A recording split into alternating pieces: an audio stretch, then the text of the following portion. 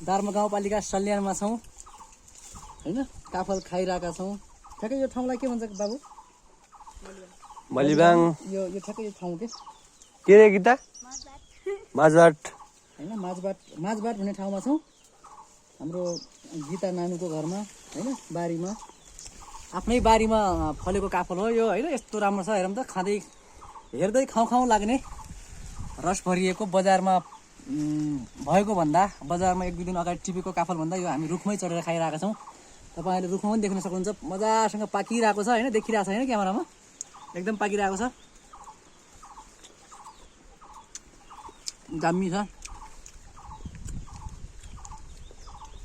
तपाईँहरूलाई कसैलाई खाना मन छ भने सल्यानमा आउन सक्नुहुन्छ। यति बेला काफलको सिजन चलिरहेको छ सल्यानमा हैन।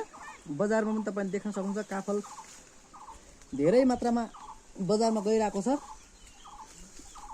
बजारको भन्दा धेरै टेस्ट छ यसमा, किनभने यो काफल अर्ग्यानिक काफल छ हैन। काफल त अर्ग्यानिकै हुन्छ, तैपनि यो रुखमै फलेको हैन, रुखबाट टिपेर खाइरहेछौँ हामीले। दामी छ ल।